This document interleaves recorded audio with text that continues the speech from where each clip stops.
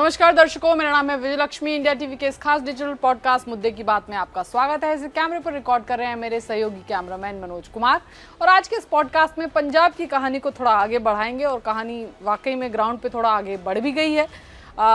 चन्नी जी ने मोर्चा जो है वो खोला हुआ है, आपको पता ही है। पंजाब के पूर्व मुख्यमंत्री हैं और उसके बाद जो है घटनाक्रम इस तरह से बढ़ रहा है कि इंतज़ार हो रहा है दिल्ली में राहुल गांधी वापस लौटें और फिर उसके बाद में जो है कांग्रेस पार्टी,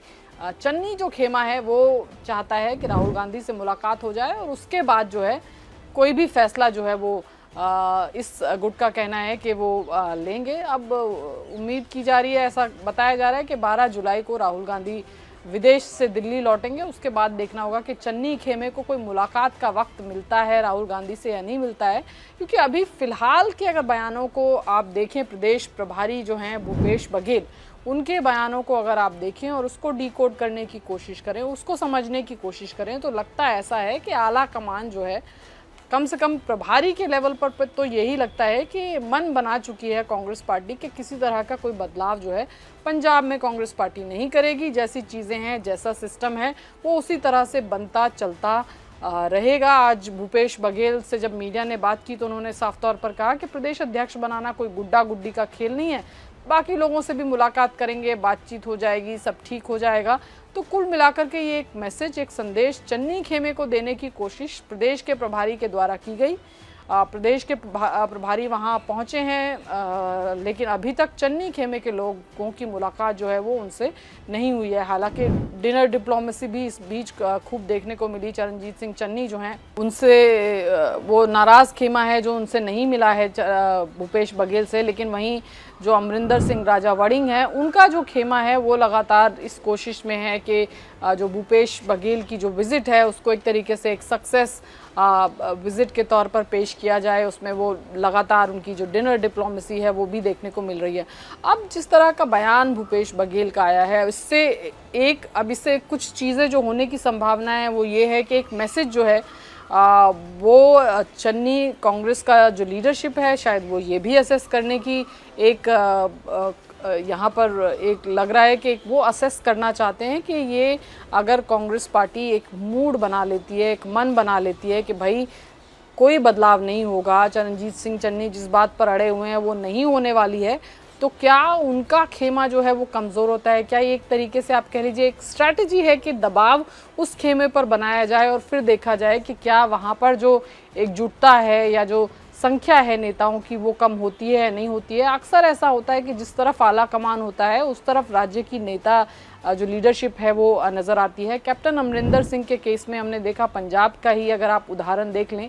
जब उनको हटाने के लिए विधायक दल की बैठक जो है बुलाई गई थी, उसके पैरेलल उन्होंने भी एक मीटिंग अपने घर रखी थी, लेकिन बहुत कम 3 या 4 विधायक ही उनके घर उस वक्त पहुंचे थे। तो एक ये थॉट प्रोसेस ज़रूर रहता है कि जब आला कमान सख्ती से अपनी बात कह दे कि वो ये बात जो है उस पर अडिग है, तो ऐसे में जो है ये ज़रूर होता है, एक आप कह लीजिए साइकोलॉजिकली इस तरह से होता है कि कुछ लोग वहाँ से टूटना शुरू हो जाते हैं जब उनको लगता है कि भाई ये जो आला कमान है ये अपना मूड नहीं बदलने वाला, मन नहीं बदलने वाला। तो इसमें लिहाजा कुछ लोग जो हैं वो वापस आ जाते हैं या कुछ लोग जो है वो कोशिश करते हैं कि वो नाराज़ गुट के साथ ना दिखें या कोई रिबेल का जो है ठप्पा उनके ऊपर ना लगे, और ऐसे में जो नाराज़ गुट की संख्या है वो भी कम होने लगती है और फिर जो दबाव है आला कमान पर वो भी कम होने लगता है। अब भूपेश बघेल का ये बयान है, इसके बाद देखना ज़रूर ये दिलचस्प रहेगा कि भाई ये जो चरणजीत सिंह चन्नी का खेमा है ये इंटैक्ट रहता है या इसमें किसी तरह का कोई बिखराव या कोई कमी जो है वो देखने को मिलती है। क्या वहाँ पर एक इन टर्म्स ऑफ नंबर, क्योंकि अभी चरणजीत सिंह चन्नी की अगर आप स्ट्रेंथ की बात करें या जो उनकी नाराज़गी दिखा रहे हैं वो ये है कि उनके साथ काफ़ी सारे बड़े लीडर्स जो हैं वो भी खड़े नज़र आते हैं, चाहे वो फिर सुखजिंदर सिंह रंधावा हों, चरणजीत सिंह चन्नी खुद हैं। तो ऐसे में अब बीच में आपने देखा होगा प्रगट सिंह का भी बयान आया, उन्होंने कहा मैं तो टीम प्लेयर हूँ, आला कमान जो फैसला करेगा वो मैं करूँगा। तो कुल मिलाकर के ये एक जब इस तरह की सिचुएशन होती हैं तो आला कमान भी अच्छे से समझता है कि उनको उस नाराज़ खेमे की जो संख्या है या जो उसकी इंटेंसिटी है इन टर्म्स ऑफ या जो उसकी स्ट्रेंथ है वो अगर कम हो जाएगी तो आला कमान पर दबाव जो है वो कम हो जाएगा। अब जिस तरह की बयानबाजी भूपेश बघेल कर रहे हैं उससे लगता नहीं कि कांग्रेस किसी भी स्थिति में जो फैसला है उसको बदलने का मूड बना रही है, क्योंकि भूपेश बघेल भी राज्य के प्रभारी हैं। ऐसा तो नहीं है कि वो अपने निजी किसी चीज़ को वहाँ पर जाहिर कर रहे हों। उनकी कंसल्टेशन ज़रूर हुई होंगी। राहुल गांधी हालांकि विदेश में हैं, लेकिन कांग्रेस के अध्यक्ष मल्लिकार्जुन खड़गे दिल्ली में हैं, देश में हैं, तो ऐसे में कंसल्टेशन या बातचीत ज़रूर रही होगी। और भूपेश बघेल जिस चीज़ को बार बार कह रहे हैं उसमें एक रिफ्लेक्शन है कि कांग्रेस लीडरशिप किस तरह से सोच रहा है। अब इस तरह वहाँ पर भूपेश बघेल का जाना और ये बयानबाजी ज़रूर एक साइकोलॉजिकली एक दबाव बनाने की कोशिश है उस नाराज़ खेमे पर कि फैसला नहीं बदलने वाला है, आपको जो फैसला लेना है वो आप फैसला ले लीजिए। अब ऐसे में इस तरह की बातचीत भी आ रही है कि क्या कोई बीच का रास्ता कांग्रेस आलाकमान निकालेगा। अब इस तरह की भी खबरें आ रही है कि चरणजीत सिंह चन्नी एक मीटिंग कर सकते हैं अपने घर पर और फिर उसके बाद आगे की जो रणनीति है, भूपेश बघेल से मिलना है कि नहीं मिलना है, क्योंकि अभी तक उनके खेमे के लोग नहीं मिले और दोनों तरफ से एक आर्म ट्विस्टिंग कह लीजिए या एक दूसरे पर दबाव बनाने की, क्योंकि चन्नी भी तमाम लोगों के साथ अपनी पिक्चर्स पोस्ट करके या अपने घर पर मीटिंग बुला करके आलाकमान को ये बताने की कोशिश कर रहे थे कि ना सिर्फ ग्राउंड का सपोर्ट मेरे पास है बल्कि कांग्रेस के जो संगठन का सपोर्ट है उसमें भी ज़्यादातर लोग मेरे साथ हैं। लेकिन अब भूपेश बघेल के बयान के बाद ये जो मीटिंग अगर वो अगली करते हैं, ऐसा बताया जा रहा है कि कोई और भी मीटिंग वो करेंगे जिसमें फिर कोई और आगे का फैसला लेंगे। क्या ये जो नंबर है, ये जो स्ट्रेंथ है उनके साथ जो लोग हैं वो वैसी ही रहती है जैसी पहले थी या उसमें किसी तरह का कोई बदलाव आएगा? अब कांग्रेस लीडरशिप के लिए ज़रूर ये एक ऐसी सिचुएशन है जहाँ पे आगे बढ़ें तो दिक्कत और पीछे जाएं तो दिक्कत, क्योंकि कांग्रेस पार्टी इस बात से तो कोई भी इनकार नहीं करता। इनफैक्ट जिन नेताओं से हम बात करते हैं ऑफ रिकॉर्ड वो सब कहते हैं कि चन्नी जो हैं वो एक पॉपुलर नेता हैं कांग्रेस पार्टी में। अभी अगर बात की जाए तो वो सबसे पॉपुलर चेहरे के तौर पर वो उभर करके आते हैं। 8 से 9 कॉन्स्टिट्यूंसीज तो ऐसी हैं लोकसभा वाइज जहां पर उनकी अच्छी एक प्रेजेंस है, एक अच्छा उनका आप कह लीजिए कम्युनिटी से या जिस तरह से पूर्व मुख्यमंत्री वो रहे तो उसका भी एक अपना एक उसका जो है एक एडेड एडवांटेज उनको मिलता है, उनकी पॉपुलैरिटी उस हिसाब की है। लेकिन जो उनके विरोधी खेमे के लोग हैं वो कहते हैं कि अगर वो इतने ही पॉपुलर थे तो फिर 22% महज वोट क्यों आया जब पिछली बार कांग्रेस पार्टी पंजाब में हारी। हालांकि उसके बहुत सारे फैक्टर्स थे, जिस तरह से कैप्टन अमरिंदर सिंह की विदाई हुई, चरणजीत सिंह चन्नी को पहला दलित सीएम जो है एक तरीके से कांग्रेस ने वहाँ पर बनाया। लेकिन उसके बावजूद चरणजीत सिंह चन्नी खुद अपने 2 चुनाव हारे और उसके अलावा जिस तरह का परफॉर्मेंस रहा है तो उनके जो क्रिटिक हैं वो इस बात को ज़रूर कहते हैं कि अगर उनकी पॉपुलैरिटी थी तो फिर ये पॉपुलैरिटी, क्योंकि जिस तरह का 34% से ज़्यादा का जो है वोट परसेंटेज दलित कम्युनिटी का पंजाब में है, तो एक थॉट प्रोसेस ये भी है कि वो वोट परसेंटेज कन्वर्ट जो है वो नहीं हुआ कांग्रेस पार्टी को पिछले विधानसभा के चुनाव में, बावजूद इसके कि दलित सीएम थे, चरणजीत सिंह चन्नी चेहरा थे। लेकिन चरणजीत सिंह चन्नी के खेमे का कहना है कि अभी जिस तरह के निकाय चुनावों में जिस तरह की चीज़ें आई और वो सबसे ज़्यादा पॉपुलर चेहरा है और ऐसे में जो दलित समाज है वो उनकी तरफ देखता है और चरणजीत सिंह चन्नी जो हैं उनको कांग्रेस पार्टी एक मुख्यमंत्री के चेहरे के तौर पर प्रोजेक्ट करे। और लड़ाई सारी यहाँ पर हो भी इसी के लिए रही है कि आगे मुख्यमंत्री बनने की संभावना जो है वो किसकी ज़्यादा है। और चरणजीत सिंह चन्नी यही चाहते हैं कि उनका से जो है इस पूरे सिस्टम में बढ़े, क्योंकि अभी मुख्यमंत्री जो अगला तय होगा उसको तय करने के लिए जो विधायक चुने जाते हैं उसकी जो मीटिंग होती है स्क्रीनिंग कमेटी की, वो उसमें राज्य के मुखिया या फिर राज्य के जो CLP विधायक दल के नेता होते हैं वो बैठते हैं। तो ऐसे में चरणजीत सिंह चन्नी भी चाहते हैं कि उस सिस्टम में उनकी एक से हो, उनके लोगों को टिकट दी जाए ताकि चुनाव के बाद जब विधायक दल की बैठक हो तो उनके जो विधायक हैं, उनके जो जीते लोग हैं, उनकी संख्या जो है वो ज़्यादा हो। और इसी की लड़ाई वो लड़ रहे हैं कि कांग्रेस पार्टी जो है आगे का मुख्यमंत्री पद पर जो है उनकी दावेदारी सबसे मजबूत हो। हालांकि राजा वड़िंग बार बार कह रहे हैं कि इस तरह की बात वो कह रहे हैं कि मैं कोई मुख्यमंत्री की दौड़ में नहीं हूँ, लेकिन फिर भी क्योंकि एक अध्यक्ष जो होता है उसका काफ़ी सारा से पूरे सिस्टम को चलाने में, संगठन को चलाने में होता है, और इस बात से कांग्रेस पार्टी भी भली भांति जो है वो परिचित है। तो अब 12 जुलाई को ऐसा माना जा रहा है कि राहुल गांधी वापस आ जाएंगे, और कल उम्मीद की जा रही है कि एक बैठक के बाद कांग्रेस पार्टी ये तय कर ले चन्नी का जो नाराज़ खेमा है वो आगे की रणनीति जो है, मिलना है या नहीं मिलना है पार्टी के प्रभारी से जो कि राज्य में है, उसको लेकर के अपना फैसला जो है वो लेगी। तो देखना होगा अगले 1-2 दिन का जो घटनाक्रम है वो बहुत महत्वपूर्ण रहने वाला है कि चन्नी खेमा किस तरह से अपनी बात जो है वो रखता है, क्या वहाँ पर पहुँचे जो पार्टी के प्रभारी हैं उनसे मुलाकात करता है या नहीं करता है, उनके साथ जो लोगों की संख्या है क्या वो सेम रहती है, या आला कमान के इस एक तरीके से प्रभारी के इस संदेश के बाद कि कोई बदलाव नहीं होगा, क्या उसमें किसी तरह की कोई कमी आती है। अगर वहाँ पर चरणजीत सिंह चन्नी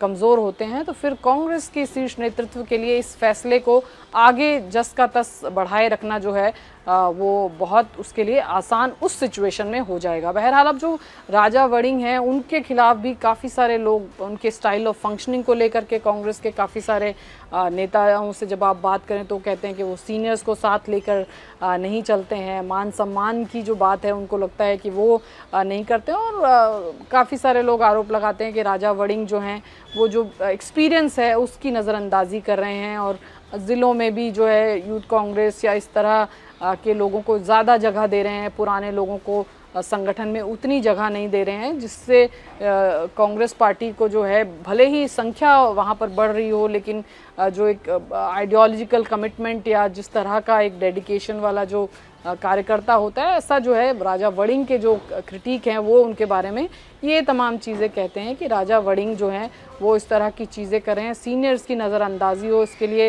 अननेसेसरी के लोगों को जो संगठन में ला रहे हैं जो कि बहुत केपेबल नहीं है, लेकिन क्योंकि उनको सीनियर्स को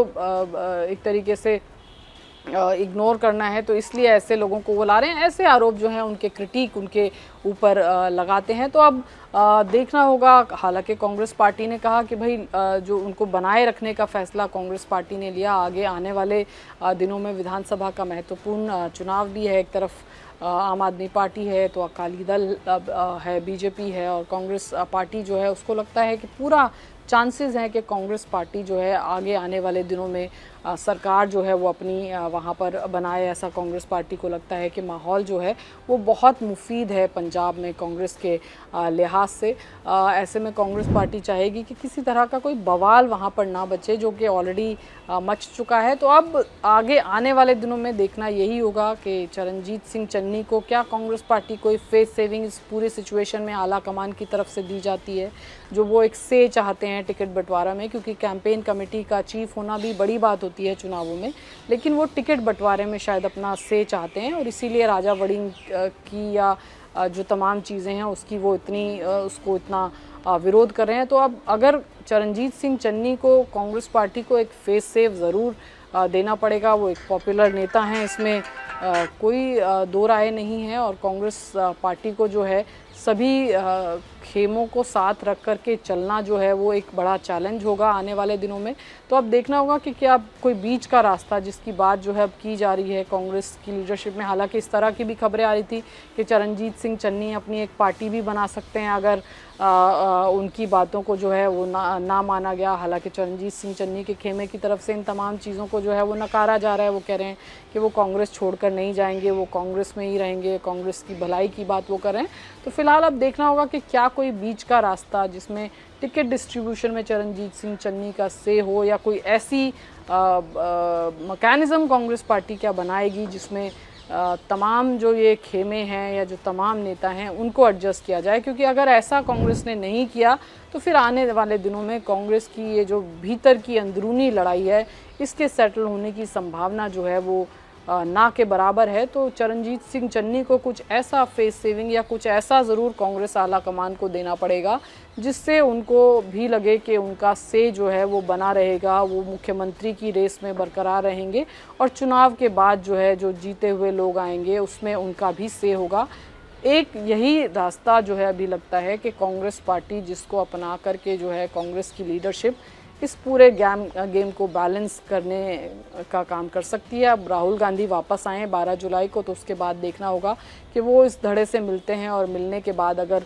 किसी तरह का कोई चेंज, जिसकी संभावना बहुत कम है, जितना राहुल गांधी को हमने जांचा समझा है अभी तक, वो जनरल सेक्रेटरी या जो प्रभारी जो फैसले लेते हैं उससे पीछे जनरली नहीं हटते कभी दिखाई दिए हैं। तो इस सिचुएशन में भी जिस कॉन्फिडेंस के साथ भूपेश बघेल बोल रहे हैं उससे लगता नहीं है कि कोई रीथिंकिंग या कोई रिकन्सिडरेशन होने जा रहा है। लेकिन कांग्रेस पार्टी भी जो अभी मौजूदा हालात हैं उससे अवगत है और उसको भी पता है कि अभी चन्नी की नाराज़गी या बाकी जो उनके साथ नेता हैं उनकी नाराज़गी भी कांग्रेस पार्टी के लिए जो है बिल्कुल मुफीद नहीं है। तो ऐसे में कोई बीच का रास्ता निकले जिसमें मौजूदा स्थिति जो है, जो बिना जो अभी प्रदेश अध्यक्ष हैं वो भी बने रहें और चीज़ें इस तरह से रहें, लेकिन एक बीच का रास्ता ऐसा भी निकालने की कोशिश क्या कांग्रेस करेगी जिसमें चन्नी को भी एक ऐसा अकोमोडेशन दिया जाए जिससे वो सहमत हों और जिसके साथ वो पूरी तरह से अग्री करें। आज के लिए बस इतना ही, क्योंकि आगे आने वाले घटनाक्रम पर भी हमारी नज़र रहेगी और हम आपको उसकी जानकारी देते रहेंगे। पर अगले 1-2 दिनों में पंजाब में कांग्रेस में कुछ ज़रूर नए डेवलपमेंट होने वाले हैं। आज के लिए इतना ही, धन्यवाद।